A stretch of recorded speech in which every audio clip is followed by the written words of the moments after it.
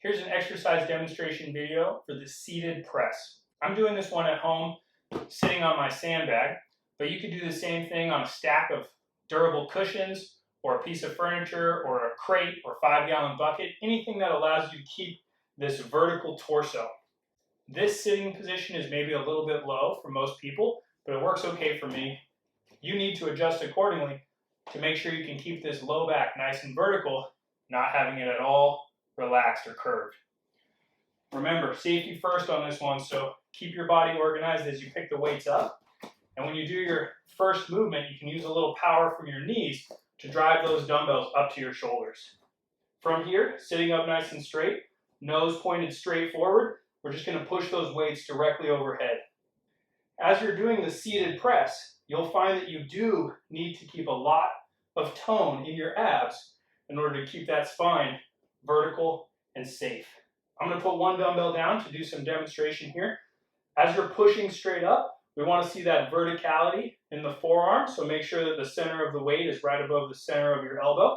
And as you push those weights up, they'll go from a little wider to a little narrower as they reach directly overhead. As they come back down again, notice also that the weights are a little bit in front of my shoulders. They're not right out here to the side. We want to make sure that the weights are a little bit in front of us and then directly over the shoulder joint once we've reached the top position. Finally, when you're in your seated press, make sure you're keeping that tone in your abs because we don't want our upper body to be rocked backwards. We don't want to be tilted back, and that can be really common if you lack shoulder mobility. So keep that tone along the front of the body, always ready as you're pressing up and down. Finally, when you're done, bring those weights down to the shoulder. You can catch them to the knee, or you can bring your knee up and kind of offload right there as your dumbbells get larger.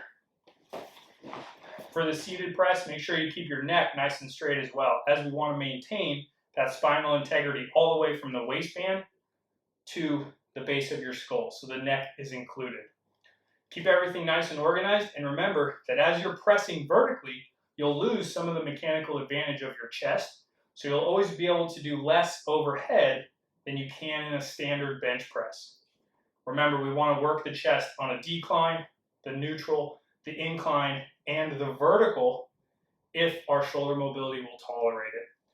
The seated press is the most challenging for shoulder mobility, so if you have any pain or discomfort, particularly at the very top of the movement, maybe go for the incline dumbbell bench press or even the flat bench press or floor press, as those can be more appropriate for the shoulder.